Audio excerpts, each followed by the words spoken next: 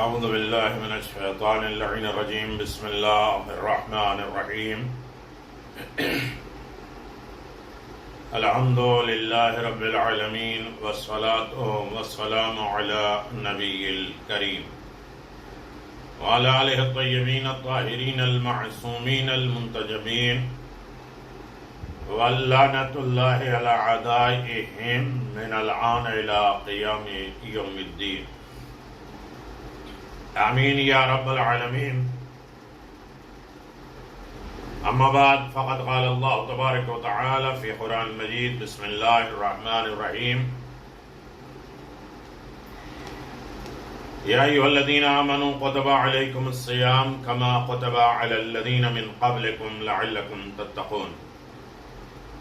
اذن محترم، خالق اور مالک نے عظیم ترین مہینہ برکتوں اور رحمتوں کے اعتبار سے ہمیں عنایت فرمایا، اس کے شکرانے کے اعتبار سے ہمیں زکوٰۃ فطرہ دینا ہے۔ ماہ رمضان کے روزے کے سلسلے میں کوئی کمی رہ گئی ہے، زبان سے، اعضاء و جوارح سے، فکر و نظر سے، اس کی روحانیت میں کوئی کمی رہ گئی ہے تو یہ واجب زکوٰۃ فطرہ اس کا فائدہ ہوگا اور وہ اس میں ختم کرے گا۔ واجب میں سے اہم ترین واجب زکوٰۃ فطرہ ہے۔ انفاق کرنا، راہ خدا میں دینا اور غریبوں کا ساتھ دینا اور غریبوں کے ساتھ عید منانا۔ چاند دیکھتے ساتھ یہ واجب ہو جاتا ہے، اور حدیث میں ہے کہ جس طریقے سے نماز میں محمد اور آل محمد کے اوپر صلوات کے بغیر نماز نہیں ہوتی ہے، اسی طریقے سے زکوٰۃ فطرہ ادا کیے بغیر روزہ مکمل نہیں ہوتا ہے۔ امام جعفر صادق علیہ السلام نے فرمایا کہ روزے کی تکمیل زکوٰۃ یعنی فطرہ دینے سے ہوتی ہے، جس طرح نماز کی تکمیل نبی اکرم اور ان کی آل پر درود پڑھنے سے ہوتی ہے۔ اسی لیے جو شخص روزہ رکھے اور عمدن جان بوجھ کے فطرہ دینا چھوڑ دے، اس کا روزہ باطل ہو جاتا ہے۔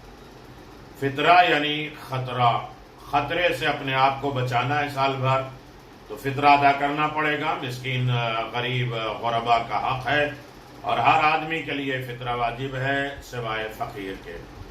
گھر میں اگر خدا نخواستہ بہت زیادہ غربت اور فقیری ہے تو ایک آدمی اپنا فطرہ نکالے، دوسرے بیوی کو دے، بیوی نیت کرے بچوں کو دے، بچے جو ہے وہ دوسرے بچے کو دے، یہاں تک کہ ایک فطرے میں سب نیت کر کے ایک دوسرے کو ادا بھی کرتے جائیں گے، دیتے جائیں گے اگر غریب ہیں تو۔ امام جعفر صادق علیہ السلام نے فرمایا فطرہ چھوٹے بڑے، آزاد غلام، انسان، ہر آدمی کے لیے 3 کلو گیہوں یا کھجور یا خشک انگور یا جو کچھ بھی انسان کھاتا ہے وہ دے دے، تقریباً 3 کلو ہوتا ہے۔ امام امیر المؤمنین فرماتے ہیں کہ امام کو خط لکھا گیا کہ اصحاب میں سا کے وزن میں اختلاف ہے، 3 سا کون سا، 1 سا کون سا؟ تو بعض کہتے ہیں فطرہ مدنی سا سے نکالے جائے یعنی کہا جائے عراقی۔ یہ ساری بحثیں ہیں، لیکن جواب تحریر فرمایا کہ سا مدنی 6 رطل اور عراقی 9 رطل۔ راوی نے بیان کیا کہ تیز آپ نے فرمایا مجھے بتایا کہ وہ وزن میں 1170 درہم کے برابر ہے۔ یہ ساری چیزیں چھوڑتے ہوئے 3 کلو انسان سمجھ لے۔ امام رضا علیہ السلام نے فرمایا محتاج پر صدقہ فطرہ نکالنا واجب نہیں ہے، اور ہر وہ شخص جس کی فطرہ لینا حلال ہے اس پر صدقہ فطرہ نکالنا واجب نہیں ہے۔ کوئی ایسا غریب و فقیر ہے جن کے اوپر فطرہ لازم ہے کہ فطرہ انہیں دیا جائے، وہ فطرہ لیں تو ان کے اوپر فطرہ نکالنا واجب نہیں ہے۔ چھٹے امام نے فرمایا کہ امام سے پوچھا گیا کہ اگر فطرہ والے دن کوئی بھائی میں سے کوئی مہمان آ جائے تو آپ نے فرمایا جو بھی اس کے عیال میں ہے، مرد ہو یا عورت، چھوٹا ہو یا بڑا، آزاد ہو یا غلام، یعنی اسی دن کا بچہ پیدا ہوا ہے، ان سب کے لیے فطرہ واجب ہے۔ جسے مہمان بلایا گیا ہو اور جسے مہمان مانا جا رہا ہو۔ مسجد میں افطار دینے والوں کے لیے فطرہ نہیں ہے، اس لیے کہ وہ ہمارے مہمان نہیں، خدا کے مہمان ہیں اور اس کے اہتمام نہیں کیا گیا۔ امام جعفر صادق علیہ السلام نے فرمایا کوئی حرج نہیں اگر کوئی شخص ایک آدمی کوئی ایک آدمی کو 2 یا 3 4 آدمیوں کا فطرہ دے دے، ایک فطرے سے کم کسی کو نہ دیں، ایک آدمی کو 2 3 4 فطرہ دے سکتے ہیں۔ امیر المومنین سے پوچھا گیا کہ اپنے پڑوسی کو اور بچے کو دودھ پلانے والے اور دایا کا جن کا مذہب معلوم نہیں ہوتا ہے، گھر میں کام والی ہیں اور خدمت گزار ہیں، وہ ناسبی اور دشمن اہل بیت ہیں بھی نہ ہو تو ان کا فطرہ دینا درست ہے؟ آپ نے فرمایا اگر وہ محتاج ہیں تو دینے میں کوئی حرج نہیں ہے۔ امام جعفر صادق علیہ السلام نے فرمایا کہ اسحاق ابن عمار سے روایت کرتی ہے کہ امام نے فرمایا کہ جاؤ ہمارے تمام اہل و عیال گھر والوں کی طرف سے اور ہمارے غلاموں کی طرف سے فطرہ دے دو، ان میں سے کسی ایک کو بھی نہ چھوڑنا، اس لیے کہ اگر تم نے ان میں سے کسی آدمی کو چھوڑ دیا تو اس کے فوت ہونے کا خوف ہوگا، یعنی فطرہ نہیں دیا تو بلا وقت موت، اچانک موت، حادثاتی موت یا اور کوئی مسائل سے موت آئے گی اور موت کا خطرہ رہے گا۔ موت تو برحق ہے لیکن ایسی بری موت نہ آئے، اللہ نہ کرے۔ راوی نے عرض کیا کیا فوت کا کیا مطلب ہے؟ تو آپ نے فرمایا موت۔ امیر المؤمنین علی بن ابی طالب علیہ السلام فرمایا جو شخص فطرہ ادا کرے گا اللہ اس کے زکوٰۃ مال کی ادائیگی میں جو کمی رہ گئی ہے وہ اس فطرے سے وہ پورا کر دے گا۔ بہت اہم ترین عبادت ہے نماز کی قبولیت، روزے کی قبولیت اور تمام نقص اور عیب کو پورا کرنے کا بہترین وسیلہ زکوٰۃ فطرہ ہے۔ انسان زکوٰۃ فطرہ ادا کر دے، یہی ایک واجب زکوٰۃ ہے جسے انسان کے اوپر سب کے اوپر لازم اور ضروری ہے، ورنہ وہ زکوٰۃ جو اس میں ہر چیز کی ایک معیار ہے، ہر چیز کی ایک حد ہے، لیمٹ ہے، میزان ہے، یہ زکوٰۃ فطرہ سادات کا فطرہ سادات اور غیر سادات دونوں کو دیا جا سکتا ہے، لیکن غیر سادات کا فطرہ سادات کو نہیں دیا جاتا۔ یہی ایک زکوٰۃ فطرہ واجب صدقہ ہے جسے سید غیر سید کا نہیں لے سکتا۔ تو میرے دیدار محترم بہت سے مسائل ہیں اس میں، صرف مختصر آپ حضرات کی آمادگی کے لیے توجہ دلانے کے لیے میں نے گزارش کر دیا۔ 29 شب کی دعا۔ بارگاہ رب العزت میں ہم دعا کرتے ہیں بسم اللہ الرحمن الرحیم توکلت علی السید الذی لا یغلبہ احد وتوکل علی الجبار الذي لا يقهر أحد توكلت على العزيز الرحيم الذي يراني حين أقوم وتقلبي في ساجدين توكلت على الحي الذي لا يموت توكلت على من بيده نواسع العباد توكلت على الحي الذي لا يعجل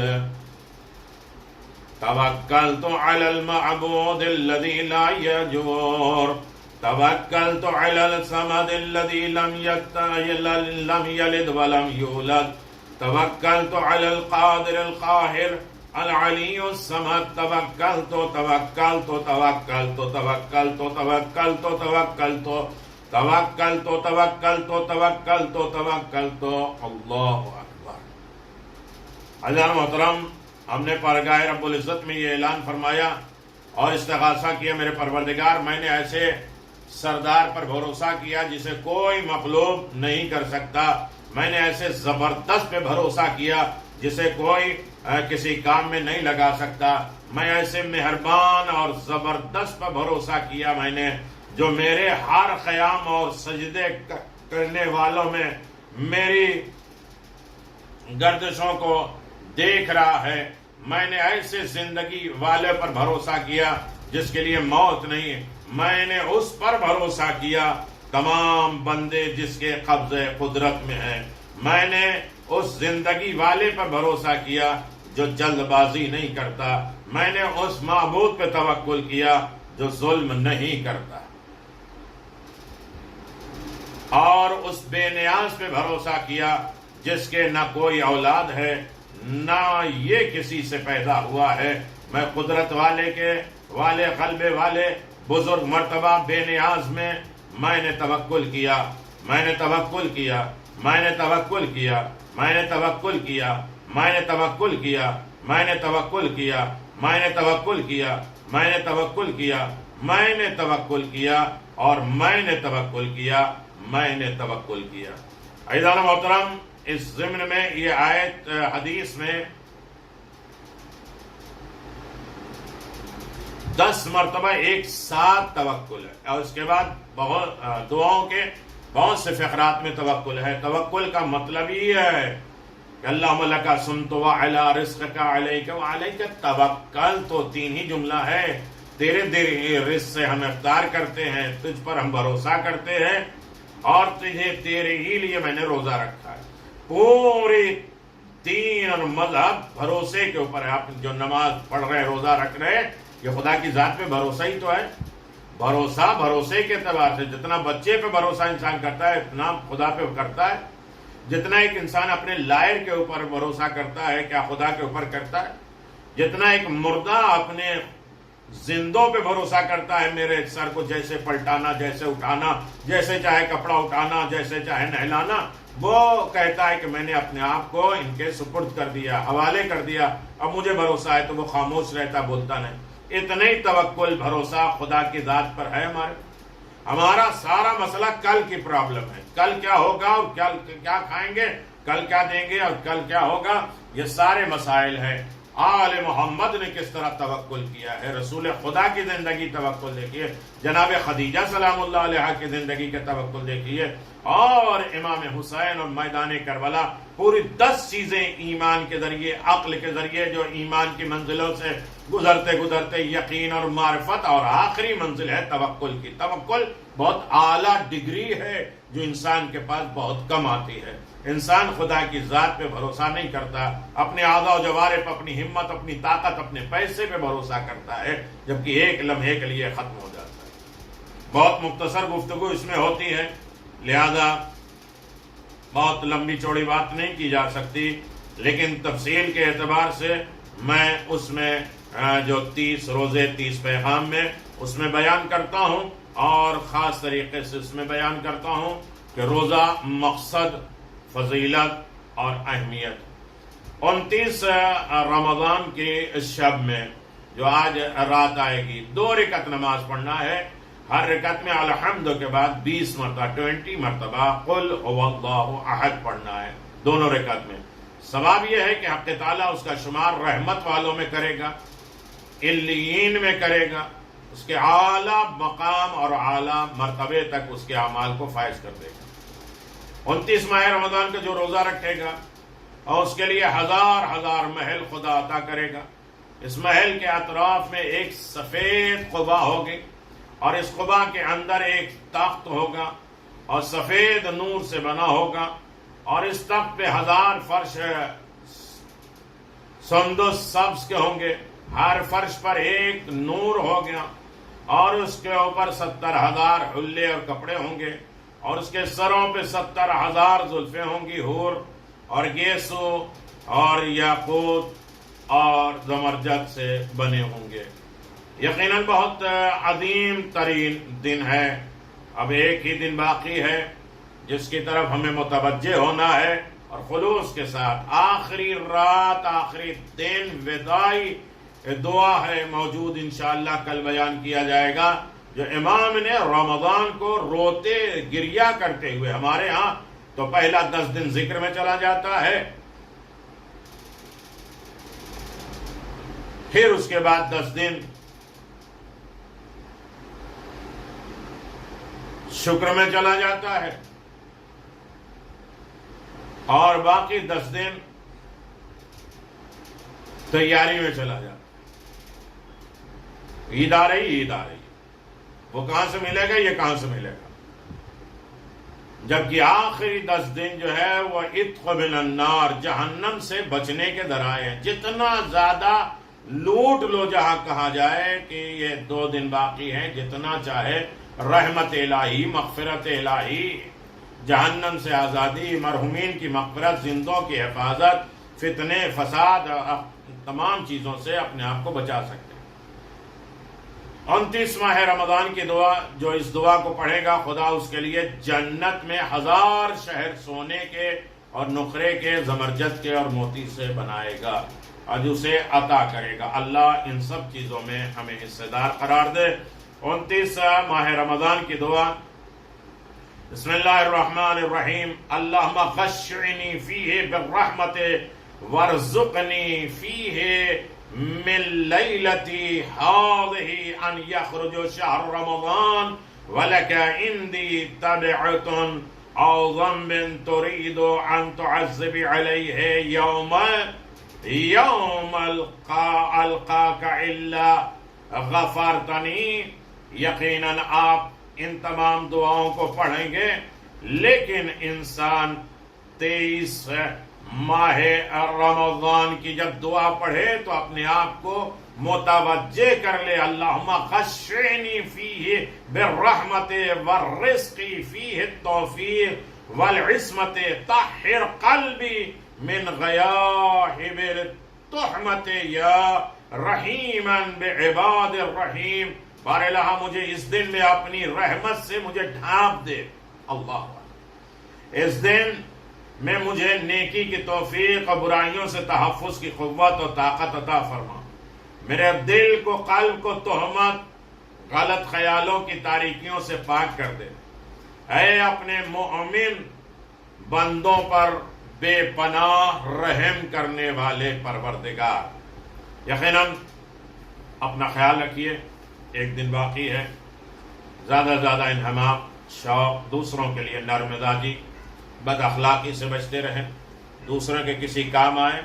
ایسے وقت میں، ایسی بیماریوں میں خود اپنا خیال نہیں، دوسروں کا بھی خیال رکھیں۔ ہماری وجہ سے کسی کو بیماری نہ ہو، تکلیف نہ ہو، دکھ درد نہ ہو، اور ہماری وجہ سے کسی کی زندگی آسان ہو جائے کہ اسے کھانا پینا فطرہ اسی لیے ہے کہ آپ عید سے پہلے بھی دے سکتے ہیں کہ اس کے گھر میں بھی عید کی خوشیاں آ سکیں۔ تو عزیزان محترم، ہمیں دوسروں کا خیال رکھنا ہے۔ عید یعنی وعدہ یعید، پلٹنا ہے، اپنے تمام اصلیت کی طرف چلے جانا ہے۔ جیسے بچہ پیدا ہوتا ہے تو اس کے نام اعمال میں کچھ نہیں ہوتا ہے، اسی لیے عید کو عید کہتے ہیں۔ رمضان کے بعد انسان ایسا پاک و صاف ہو جاتا ہے کہ اس کے نام اعمال میں کوئی خطا غلطیاں نہیں ہوتی ہیں۔ خداوند عالم ہم سب کی عبادت کو قبول فرمائے، تمام فتنے بلاؤں سے میں محفوظ فرمائے، عزت و کامرانی کی زندگی عنایت فرمائے۔ ربنا تقبل منا انك انت السميع العليم بحق محمد۔ السلام عليكم أئمة الهدى ورحمة الله وبركاته، استودعكم الله وأقرأ عليكم السلام، آمنا بالله وبالرسول وبما جئتم به ودللتم عليه، اللهم فاكتبنا مع الشاهدين۔